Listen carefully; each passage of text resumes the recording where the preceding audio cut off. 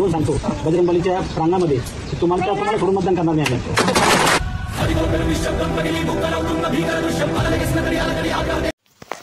नमस्कार मित्रांनो, आजच्या स्पेशल रिपोर्टमध्ये आपण बघणार आहोत जालना लोकसभेचा राजा नेमका कोण होणार, जालन्याची खासदारकी कोणाच्या पदरात पडणार आणि कोण पुन्हा जालन्याचा किंग होणार.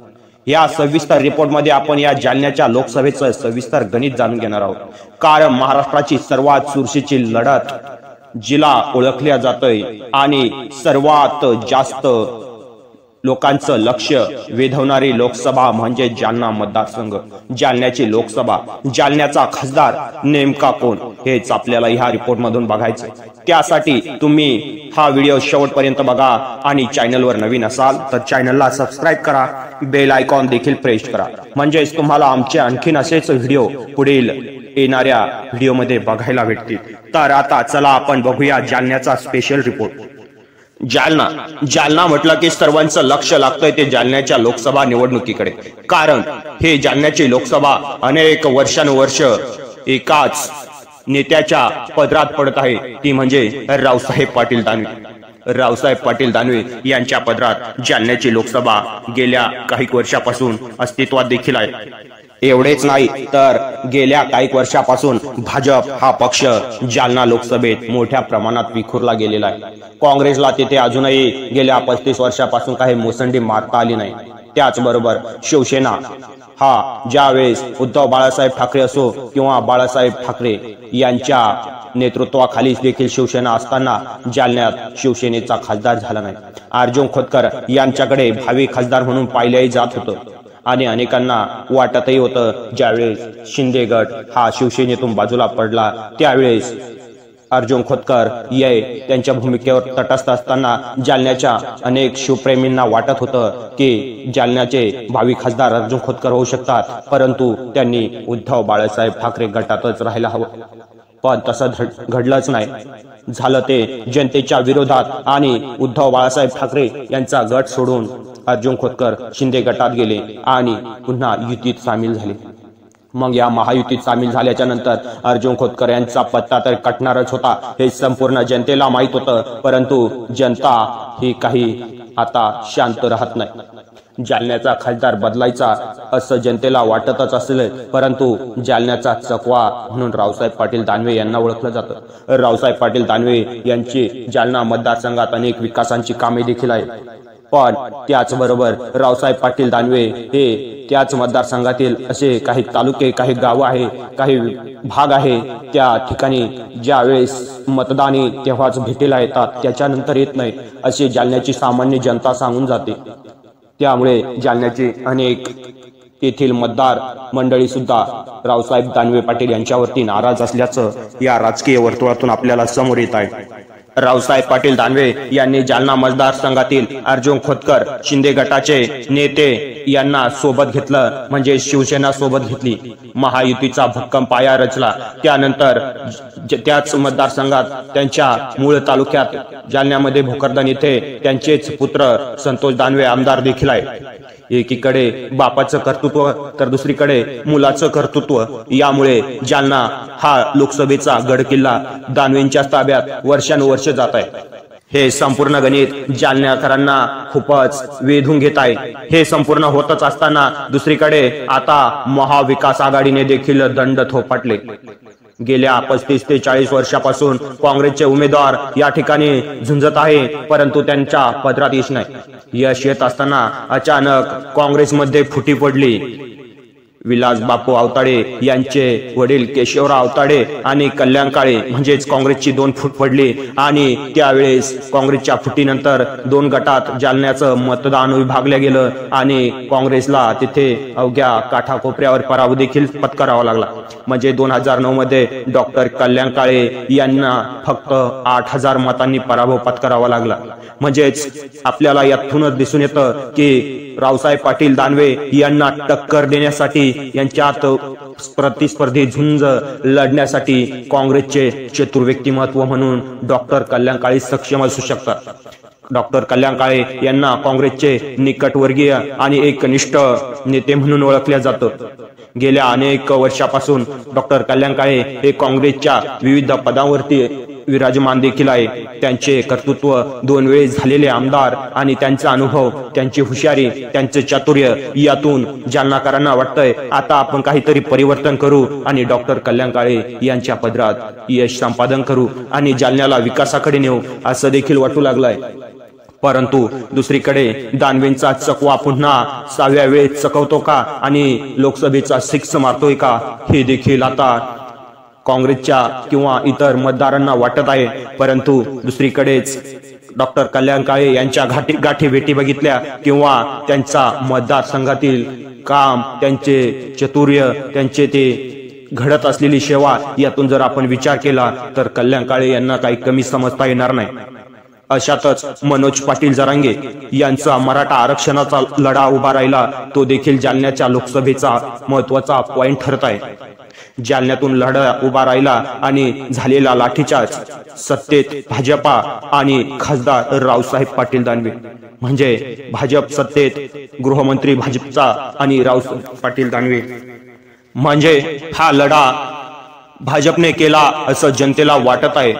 मराठा समाजाच्या आया बहिणीवरती झालेला लाठीचार्ज हा मराठा समाज विसरू शकत नाही। मनोज पाटील जरांगे यांनी मराठा लढा उभा केला आणि टार्गेट केलं ते देवेंद्र फडणवीस। देवेंद्र फडणवीसांनी या लढ्यावर लाठीचार्ज केला असं मराठा समाजाकडून आपल्याला ऐकायला देखील भेटलं। पण याचा परिणाम आता मराठा समाज ऐनवेळी दाखवतो की नाही हे देखील तेवढं महत्वाचं आहे। कारण जालन्यामध्ये भाजपा सत्तेत आहे, भाजपाचा खासदार आहे, भाजपा जालन्यामध्ये मोठ्या प्रमाणात विखुरली गेली आणि यात आता जालन्यातून लढा मराठ्यांचा उभा राहिला आणि तो म्हणजे भाजपा विरोधातच असंच आपल्याला म्हणता येईल की नाही।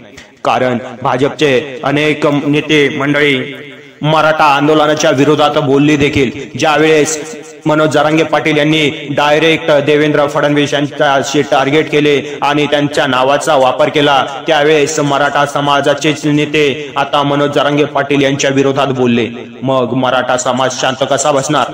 असंच घडत असताना जरी मनोज जरांगे पाटील यांनी त्यांचे उमेदवार दिले नाही किंवा राजकारणात प्रत्यक्ष भूमिका निभावली नाही, परंतु अप्रत्यक्षरित्या मनोज जरांगे पाटील यांचा या ठिकाणी मोठ्या प्रमाणात वापर होऊ शकतो का? नाही झाला तरी मराठा समाज आता या मनोज जरांगे पाटील यांच्या आंदोलनाकडे बघून जालन्याचा खासदार नेमका कसा पाडायचा आणि कसा घडायचा हे देखील ठरू शकते का? हाच मोठा प्रश्न। आणि यातूनच उभा राहतो तो एक मोठा प्रश्न मंगेश साबळे।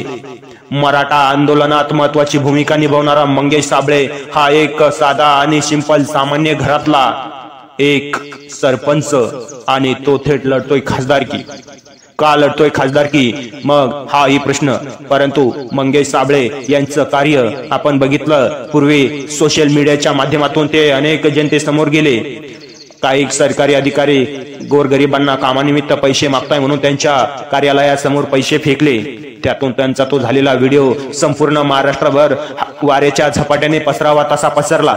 त्यानंतर मंगेश साबळे यांचे ते टाकीवरती चढून झालेले आंदोलन असो, अर्धनग्न आंदोलन असो, असे विविध आंदोलनातून त्यांनी या समाजासाठी होईल ते काम केले आणि त्यांना तिथे यश मिळाले। मंगेश साबळे यांची जर ग्रामपंचायत आपण बघितली तर खरंच एखाद्या मंत्र्याला लाजवेल असा एक सामान्य सरपंच काम करतोय। एखादा मंत्री एवढे काम करू शकत नाही एवढा सरपंच काम करतोय।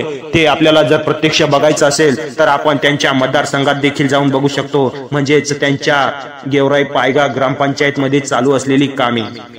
त्यातूनच मराठ्यांचा लढा उभा राहिला आणि मंगेश साबळे यांनी त्यांची गाडी मराठा आरक्षणाविरोधात निषेधार्थ, त्या झालेल्या लाठीचार्जच्या निषेधार्थ स्वतःची घेतलेली 4 व्हीलर गाडी स्वतः पेटवून दिली आणि हा व्हिडिओ संपूर्ण महाराष्ट्राच्या जनतेच्या घराघरात पोहोचला आणि यातूनच संपूर्ण महाराष्ट्रातील जनता मंगेश साबळे यांना ओळखू देखील लागली।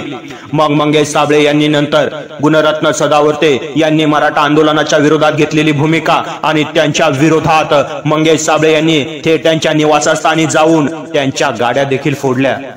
हा मावळा, मराठा मावळा खरंच मराठा समाजासाठी काही करू शकतो हेच मराठा समाजातील संपूर्ण जनतेने ओळखलं आणि त्यानंतर हा मराठा मावळा खरंच मराठा आरक्षणासाठी काही ना काही निर्णय घडू शकतो। त्यामुळेच मराठा समाजाकडून संपूर्ण जालन्यामधूनच मंगेश साबळे यांना पुढे देखील केलं जात आहे। जरी मनोज जरांगे पाटील म्हणत असले मी राजकारणात भूमिका घेत नाही, मी राजकारणात येत नाही, परंतु गनिमी काव्याने हा तर राजकारणाचा एक पॉइंट म्हणून मंगेश साबळे पुढे तर येत नाही ना, हाच प्रश्न खर तर जालन्यामध्ये लढत होते रावसाहेब पाटील दानवे आणि डॉक्टर कल्याण काळे यांची पक्षाच्या आणि राजकीय चिन्हांच्या जोरावरती आणि त्यांच्या भूमिकेवरती, परंतु दुसरीकडे लढत आहे अपक्ष मंगेश साबळे। मंगेश साबळे हे जरी अपक्ष लढत असले परंतु त्यांना सामान्य जनतेने पक्ष दिला, तो म्हणजेच आम्ही तुमच्या पाठीशी आहे साबळे साहेब, तुम्ही फक्त खंबीरपणे लढा। सामान्य जनतेचं प्रेम, युवकांचा प्रतिसाद आणि होणारा तो त्यांच्यावरती मराठा समाजावरती अन्याय, या संपूर्ण तालमीत मंगेश साबळे खरंच या दोन्ही महत्वाच्या नेत्यांना बाजूला सावरून तर आपलं डोकं वरती काढणार नाही ना, हेच पाहिलं जात आहे। मंगेश साबळे यांच्याकडे जरी पैसा नसला तरी त्यांच्या पाठीमागे अनेक जनता आहे, गोरगरीब आहे। नुसता मराठा समाज तर एकतर्फी चालणार, परंतु सामान्य जनता ही त्यांच्या कामावरती चालणार। कारण मंगेश साबळे यांनी कधीच जातीभेद केला नाही। राजकीय प्रवासात येत असताना त्यांनी संपूर्ण 18 पगड जातींना एकत्र करून लढण्याची भूमिका स्पष्ट केली आणि मंगेश साबळे देखील तसे आपल्या भूमिकेने लढणार आणि मंगेश साबळेच निवडून येणार असे जालनाकर तर सांगत आहे। परंतु जालन्याचा चकवा हा चकवा देतो की काळे हे पुन्हा वर येतात की साबळे पुन्हा या दोघांना बाजूला लोटतात, हेच आता संपूर्ण महाराष्ट्र बघत आहे।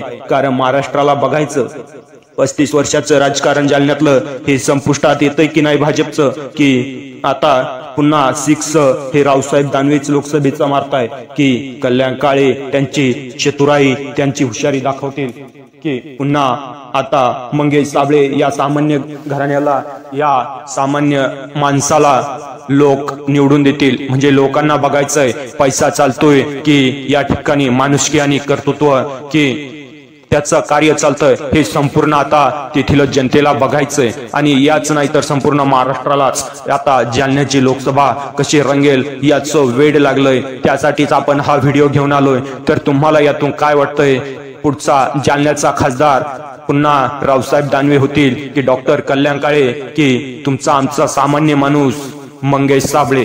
नक्की कमेंट नाव लिहा आणि सांगा तुमचा प्रतिसाद कोणाला असेल ते। चला भेटूया पुढील व्हिडिओ मध्ये, तोपर्यंत जय महाराष्ट्र।